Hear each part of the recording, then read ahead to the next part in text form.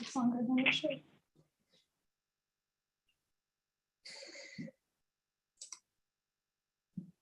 Good evening, everyone. Hello. Hello. Hi, Ben. You're good to go. All set? All set. All right, I call the meeting of the IDA to order. My name is Rick Bly. I'm filling in for Ann. Ann is with us, though, in terms of the Zoom. Tonight is for public comment on the Trinity project. There will be no vote or decisions being made. The board is here just to listen to input from the community. At that point, we'll have a brief introduction to the project by Tracy. All right, and then is Mark going to be? No, I'm going to be doing the presentation. Okay, so you'll be doing the full presentation. Once that's done, then we'll open it to public comment. All right, any questions? Okay, Trace, let's get started. Okay, so I'm going to start by reading the legal description of the project, just to have it out there on the record for the public hearing. And then we'll go through kind of the agenda and the incentives that are being offered. I'm sorry, this is going to suck for everybody listening to me do this, but we're going to do it anyway. Purpose of this meeting: pursuant to and in accordance with General Municipal Law, Section 859A, the Geneva Industrial Development Agency, the agency is conducting a public hearing in connection with a certain proposed project as more fully described below, to be undertaken by the agency for the benefit of Trinity Church Inn LLC, the company. The agency published a notice of public hearing in the Finger Lakes Times and mailed a copy of the notice of public hearing to each affected taxing jurisdiction.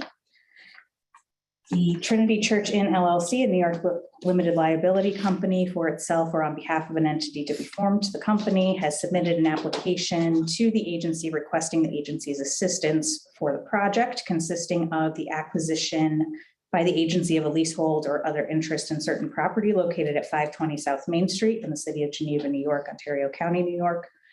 The land, then there's a tax map number, and the existing improvements thereon, collectively the existing improvements, to the renovation and adaptive reuse of an approximately 28,916 square foot historic church into a 29-room inn, 73-seat restaurant, and 195-seat event space, while allowing the congregation of Trinity Episcopal Church to worship in the church, collectively the improvements. And 3, the acquisition by the company in and around the improvements of certain items of machinery, equipment, and other tangible personal property. The equipment, and together with the land and existing improvements are the facility. The agency will acquire title or leasehold interest in the facility, as well as an interest in the equipment and lease of the facility back to the company. The company will operate the facility during the term of the lease. At the end of the lease term, the company will purchase the facility from the agency, or if the agency holds a leasehold interest, the leasehold interest will be terminated. The agency contemplates that it will provide financial assistance to the company in the form of a sales and use tax exemption for purchases and rentals related to the acquisition, construction, and equipping of the project, an exemption on New York state and local mortgage recording taxes as permitted by law, consistent with the policies of the agency, and a partial real property tax abatement structure under a payment in lieu of tax agreement. Based upon the information provided by the company in its application, the project will involve an approximately $9.89 million capital investment by the company and will have job creation. The agency estimates the following amounts of financial assistance to be provided. For sales and use tax exemptions, it's $555,750, mortgage recording tax exemptions of $41,250, and estimated pilot savings of $2,044,959 for a total of $2,641,959. A cost benefit analysis was done in terms of looking at the broader community benefits of the project, including sales tax and bed tax collection resulting from the project, the local construction labor that will be engaged in the project, and the local spending and the ripple effects of the additional wages that will be caused by the operation of the facility, and came to a return of about 13-1 and on the investment in terms of community benefit for moving forward the project. So going to the public comment portion of this meeting, if you have not signed in, please do, so that we have a list of who is present at the meeting. We do have one caller ending in 2098. Would you be willing to just tell me who that is? Oh, this is RJ Peslakwa. Oh, hi, RJ. Hey, hi. That's easy. Okay. The meeting is being live streamed and will be thus recorded and available on the Geneva IDA's YouTube page.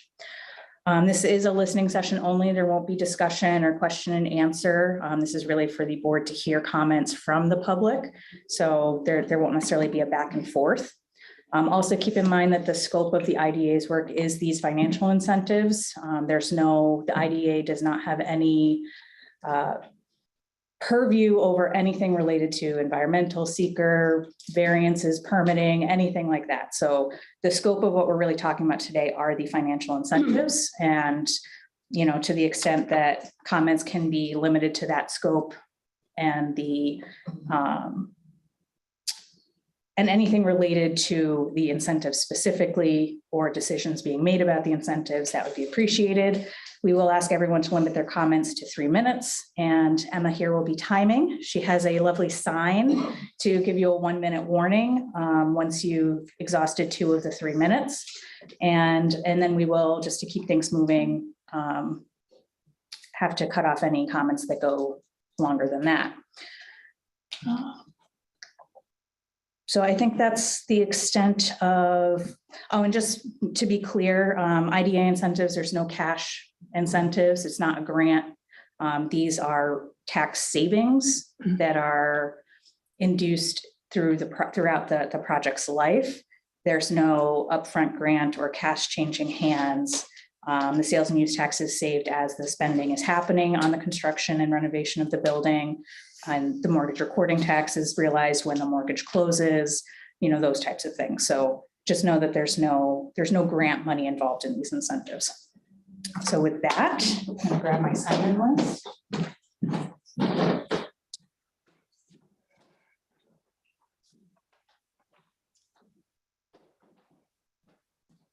And our first speaker will be Joanne.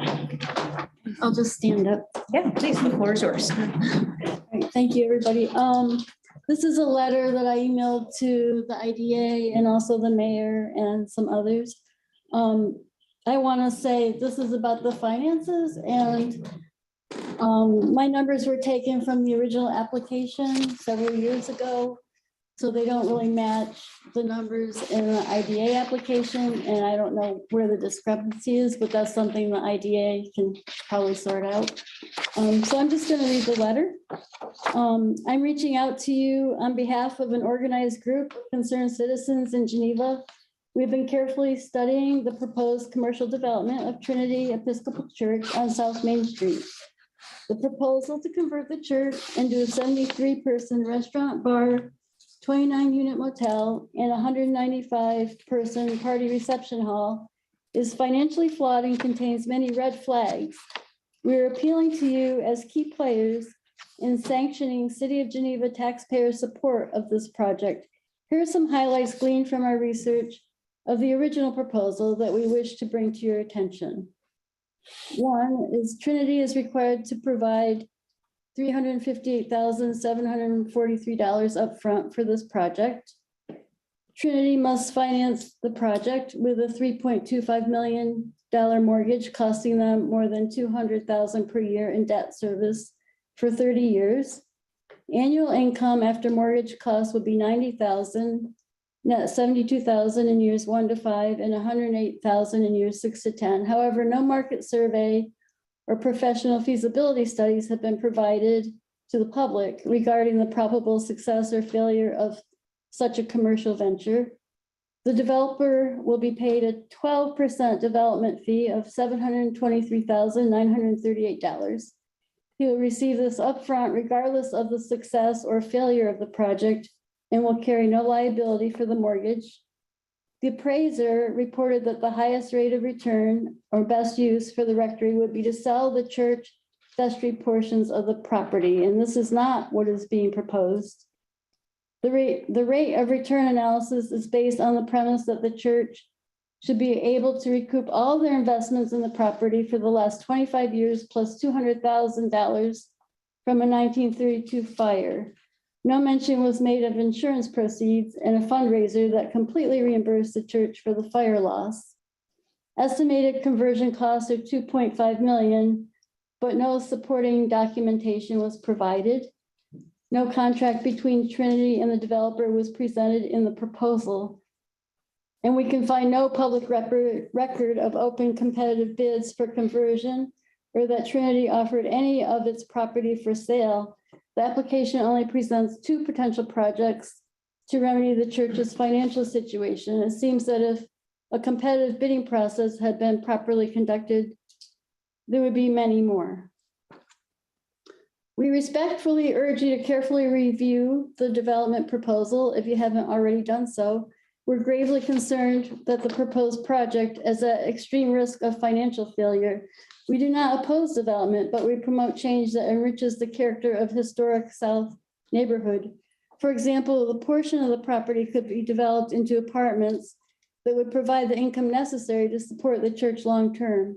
Based on in-depth consultations with local experts, we found there are several viable alternatives that would lead to a win-win situation for the church, our historic neighborhood, and the taxpayers of the city of Geneva. Would you give tax credits to a real estate broker? Mr. McGroarty is an agent. Who is the principal? After 5 years, we still do not know. Thank you. Next speaker is Gina Rangel. Did I say that right? I'm Gina Rangel, and I wrote a letter to Ms. Neno because my first surprise about this project, I thought, well, Trinity Church is a tax exempt entity. Why does it need to apply for a tax exemption from the IDA? And Mrs. Neno she wrote me a nice letter back right away explaining, and I read the application carefully, and I see that it's quite different than it was when these details were presented to the various boards, planning boards, zoning boards, you name it. So I see now that the applicant is an entity that Mr. McGroarty has formed, an LLC that's going to buy all of the church property, which is 3 buildings and 2.3 acres of including a 100-year-old peony bed. Just throwing that in. Okay, so I'll read you my letter. Then I thanked her for her information. Said I've reread the application carefully, and I see that Trinity Inn LLC, formed in 2017 and owned 100% by Mark McGroarty, is planning to purchase the project site, these 3 buildings on the 2.3-acre tax-exempt property owned by Trinity Episcopal Church at 520 South Main Street in Geneva. In the long run, this will be very good for the city of Geneva, because if and when this sale takes place, the hotel, restaurant, and event center will be operating on property that is no longer tax exempt, but will end up on the city tax rolls at some point, hopefully in our lifetimes. However, my concern about the financial underpinnings of this project remain. My first letter to Ms. Neno said we need evidence that this project is not going to end up to be another Linden Street. If those of you probably know what that means. We want to be sure that this is, okay, so I will read on. My concerns are as follows. First, none of the financial information required on page 13 of the application was provided. Second, the owner of the building, 337,000 square feet of property, who's going to manage a $9 million project is a one-member only LLC, which seems rather modest. Third, the application has no professional feasibility studies demonstrating the likelihood of this project's success in a highly competitive field. Fourth, it's difficult to understand the total cost of this project because it has not provided a current professional engineering report showing exactly what repairs are needed in the buildings on the site and how much that will cost. And there are no details on the cost to convert the 3 buildings to a hotel, restaurant, and event center. Fifth, the price that the applicant proposes to pay for the purchase of 3 buildings and 2.3 acres where this project is going to operate is $340,000.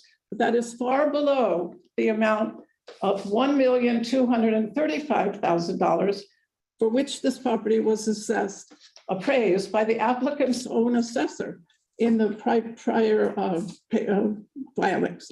A sum as low as less than $10 per square foot is pretty low, and the Attorney General may not approve this as is required. Okay, it remains our concern that not a single detail about this newly formed LLC is now available to the public, and nothing about its income, its resources, its liabilities, etc. Okay, the last thing, I urge you to take more time and get more details before you go forward with this application. And I have a postscript. If you do grant tax exemption to this project, would you consider asking the new owner to provide rehearsal space for the many performing arts organizations in Geneva, many of which have used that property for many years and are really hurting now with the cost of space? So thank you very much.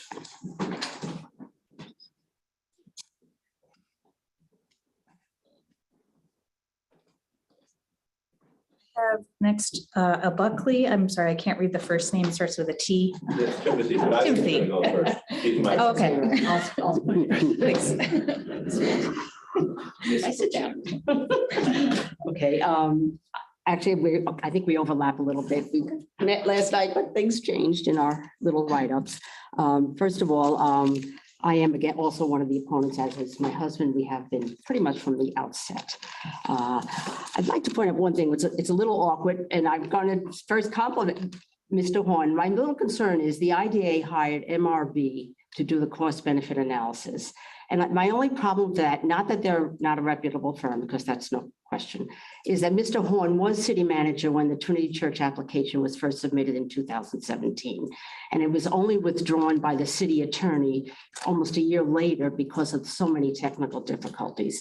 Mr. Horn, you are now the director of the Geneva office of the MRB. So I think for the fairness for the city residents who do watch, a neutral firm might have been better selected to do the cost benefit analysis rather than MRB, who is already, and rightfully so, invested in it. We have no problem again with the firm, but I just think for the visual, it would have been better another firm. That's just my opinion, okay? And also the whole project started before the Legion came into being and now the Geneva on the Lake. And I just wonder if, in all due respect to the developer, a new feasibility study should be done about the success potential for this project, since Geneva now is blossoming with many similar facilities. A couple of questions I have are, who in fact it's changed. The church was owning the building, developer is leasing it. Now it sounds like Trinity LLC will own the building and the church will lease the sanctuary for Sunday morning services. I'm not even sure the church will be much in existence by then. Sadly, they are declining like many other churches. Then Gina mentioned too, has the church sale been approved by the Attorney General, which is required by law before it can happen? And I realize that Attorney General may be waiting to hear, is the pilot going to go through? And I realize they work hand in hand, but that is a big question as you are about to decide whether to grant this project money. Will the sale go through? And if not, how will that change the dynamic? So that I feel has to be answered. There also a question has not been answered. It's incidental to you and maybe not even. There is a bishop buried behind the church. And I'm wondering, that has never been resolved either. And that's a very important issue. And then once you find out who in fact will be the owner, who in fact is Trinity LLC, does the owner have a good track record? Do they have a track record of completing construction and actually opening their projects? And then Legion sort of taught us something. Is the project going to open in stages, or is it going to be totally reconstructed and then opened all at once? Are these questions the IDA needs to know or wants to know? It sure is what we taxpayers and neighbors want to know. I would like to know what banks are giving the loans, and if the project is bonded. If it fails, who's left holding the ball? Look at Linden Street. That thing has sat there. That man has been in court numerous times and nothing happens. So this project fails either during construction because there's more problems than realized, or it just couldn't get off the ground because of too much competition. Who's holding the bag? I'd like to know about that. And Mr. McGrory has always said from the beginning that he himself, of course, is not going to run the three entities. They're going to be granted leased out to Marriott's, Chili's, Applebee's, we don't know who. And I'm wondering if that should not be part of your consideration. Basically, what caliber corporation is going to be running this? It is a residential neighborhood. The comp plan said it was a residential neighborhood. The Historic Districts Commission voted against it unanimously. It's single-family homes and apartments. Yes, there are B&Bs, there are VRBOs, but they are very quiet. They are not restaurants, bars, and event centers that don't let out till midnight. So, these are just issues that I hope, as guardians of taxpayer, granted not money, you're not handing them money, but exemptions. I do hope these are things that you will seriously consider. And basically, that's my issues. Thank you.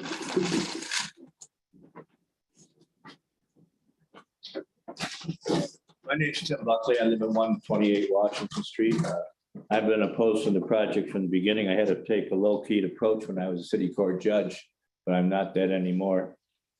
I'm against the project 100%. This was spot zoning. I know this issue's been litigated. It's been in the planning, the ZBA. They granted the variance. We went to court. We lost twice. But I want the IDA to know, in our opinion, this is spot zoning. That's what it is. This is a residential area. The proponents of this project even came out with the idea that the National Bank of Geneva, which is part of where Lowell lives, was a bank at one time. Well, that was about 200 years ago. They used the Bowling Music Hall where Barbara Rokaw and Jeff Rokaw lived. And they said, well, that was a commercial building. That was about 100 years ago. So it makes a mockery of the area to grant this variance, but it's already been done. I just heard about the lease back from the developer to the IDA. Does that mean that the church would be a subtenant of the IDA? How would that work? No, I'm not supposed to answer questions. Well, the whole idea of this project, day one, was we're going to have we call it a party house, they call it an event center. They're going to take the main part of the church, and they're going to take out the pews. They're going to have chairs for receptions, for weddings, whatever they want to promote. They're going to keep the sanctuary intact, and the church is supposed to have Sunday services there. And then on Saturday night, there might be an event, and Sunday morning, there'd be services. That's what the whole plan was, to save the church. So the question is the church going to be a participant in this? The church had 25 active members 4 years ago. Is any portion of this property going to be tax exempt if the church is going to use it for services? And again, has the Attorney General even been informed of this? I just had a matter where vacant land, a modest deal, we had to get the Attorney General's approval from the state of New York to transfer the property. Who is financing this project? What banks are involved? Are there any tax credits that are being sought? Does the IDA have that information? And keep in mind, and I hope I'm wrong, this could be run by anybody, any entity of a commercial that runs hotels, banquets, anything. I'm not signing out any particular entity, but it's not necessarily going to be Trinity LLC that's going to run this in 2 or 3 years. They could assign this the next day to a third-party developer. They could even have a developer run it, and then they could have a franchise company running the restaurant, a franchise company running the inn. Don't forget, this is going to be 24/7. This isn't going to be 7 o'clock in the morning to 10 o'clock at night, because it's going to be a hotel open all day, every day of the year. And is this going to be an outright purchase by the Trinity LLC from the church? Or is it going to be a lease, a partial lease? Is the Episcopal Diocese making any financial contribution to this? And are they obligated in any way if the project doesn't work well, if it fails or doesn't do what they hope it would do? I think you should ask those questions. And that's pretty much what I have to say. Thank you. So those are the only folks on the list that indicated they wanted to speak. Has anybody changed their mind? Would anybody else like to make any comment?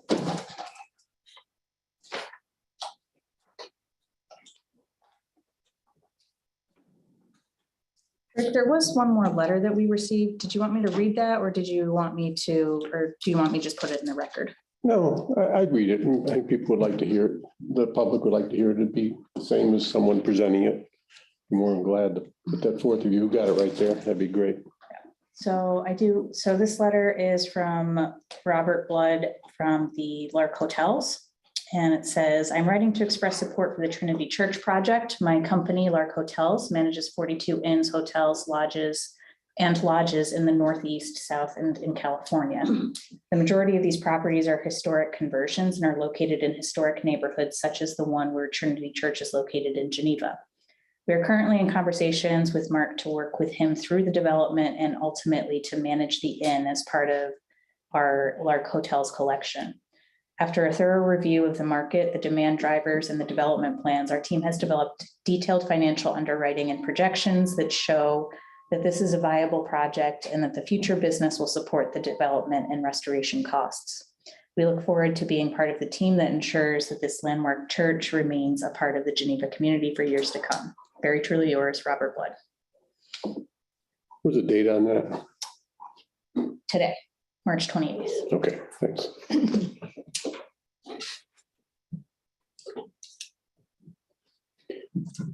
Anyone else have any input to say?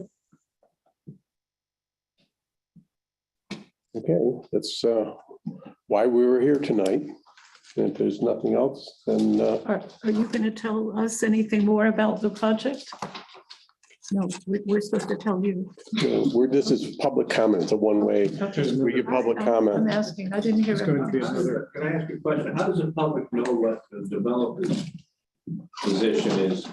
Do you have a question and answer period at another time? Or is there been a question and answer period already? Apart from his submission? You're going to have another public hearing. There'll be another. Not a public. There Not a won't public be, there hearing. won't be another public hearing. No, there'll be another. Today is all that's required by law. It just seems to me if there's a group of people that want to speak against the project and there's a group that's for the project, wouldn't the people who are against the project be able to hear what some of the issues are that the project developer is bringing? The answer is, Financing? What normally happens with the public hearing is we take the input, all right? Obviously, that is conveyed also to the developers. And obviously, in terms of the aspects of negotiations and such like that, as to what actually ferrets out in terms of a plan of attack, so to speak, in terms of granting of the taxes, a tax abatement there, or how that goes. I mean, if you remember, I don't know, were you at the one for? Yeah, well, they had the input from there, and then some of that input was utilized, obviously, that made adjustments in terms of what actually the outcome was on that. And that would be the same thing in this situation. I'd like to use the analogy of a congressional hearing. You have a congressional hearing, you have people who are for the person that's nominated or the issues that have been discussed. Then you have people who are against the person that's being nominated or have issues of being discussed, and everybody gets to hear the whole thing. Well, the information you've seen for the last few years of what's proposed. I thought the board would be inquiring of the developer, maybe particular questions based on what's been raised or what you see in their 94-page report. So to the degree sorry. Yeah, go ahead.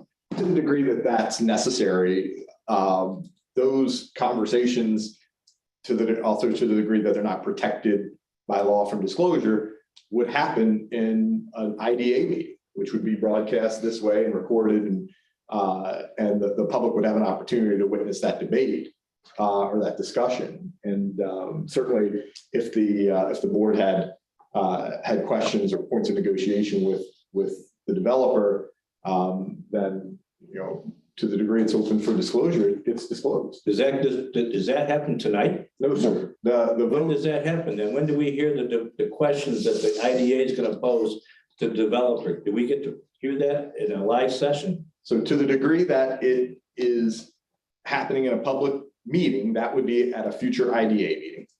And that's public information. That's provided So, as to when the meeting will be and such so like you're that. going to schedule another meeting where the developer is going to be asked some questions by this board. If the board has further questions. If we have further questions, yes. Well, what questions have you had so far? What you've all brought up. Those are our Part of questions. that was I'm talking about the missing board. Well, information. this is not a two-way situation. This is only a hearing, Tim, for input from you. I thought the hearing Then would involve- we'll discuss and there'll be another public meeting. There'll be another public meeting of the board, of the whole board. This information obviously will be given back to the developer as it was previously in other situations. And then there'll be a meeting held in terms of the board as to discussing that and discussing what, actually was going to firm out in terms of any kind of real proposal from finalized proposal or whatever. So that's an open meeting then. Yeah, all the meetings. The are- last meeting with the Legion, when they had the final vote, that was an open meeting, was it not? Yeah, and there were people there. We also had an earlier meeting with the developer who made a presentation and we asked a lot of questions. So here's my concern about that. You have an open meeting with the developer that the citizens aren't participating or even hearing about. Yeah, it was He gets- published. It was published and it was online. So the meeting was open to the public. I wasn't aware of that meeting. All the IDA. Well, it is unfortunate that tonight's meeting was not published in the paper. I mean, and it might have been in the legal columns, but not everybody flips there. There was no article in the paper saying there's going to be a hearing on this, despite the fact that this particular project has lined a lot of people up one side or the other. So I was. What's published in the newspaper is again, all that's legally required. For Yeah, the I IDA mean, to if you do. genuinely want to reach a lot of people, you have to throw you have to announce it widely, not just in one little corner of the newspaper or the website. Who would know to go to the website? Oh, I think the idea is going to have a meeting. No, Well, I bet, it's- I mean, you have to throw you have to cast the bread on the wall. So we're also required to provide the news media with notice of any meeting, not the 10-point font notice that legally is required to be published in the newspaper, but we're required to disclose our agenda to the Finger Lakes Times and to tell them, here's what we're going to be discussing tonight. We disclose that to the local reporter directly, not to the classified section. We make that announcement. We post this meeting on the website. We posted on the bulletin board out front. And so I wouldn't want you to feel like we just relegated it to a No, I classified. understand, but and I know how hard it is to reach out. There's so many different venues now. It's very hard to reach the so-called public wherever they are. But if you just put it in one or two places, the likelihood of reaching everyone who would be very interested is really reduced. If you have interest too, Tracy mentioned, all of the IDA's meetings are published on their YouTube page. So you can go back and watch the last meeting that we had about a month ago now. Is the final meeting, if that's what it is can that be scheduled or is that going to be scheduled in the future? Is that date already known? Not to my knowledge. So the board meets the 8th. first Friday after the first Wednesday of every month. So for April, it's April 8th April 8th will be the meeting. is the next regular board meeting. If the board calendars it for that date, that's the next date that it could possibly be counted. If they calendar for it earlier, we get to know that. Yes, but it's not anticipated that would happen. No. So we can rely on the 8th, hopefully. At the earliest. Yeah, you look. The earliest, okay. Yeah, I got you. Thank you very much. Thank you all. Okay, thanks, everybody. letter. Are you ready for it? Thanks, everyone. Have a good evening. Thank you. Okay. Since there's no other business to be at hand, I close the meeting, the hearing. Thank you all for coming. Thank you. Thanks, Rick.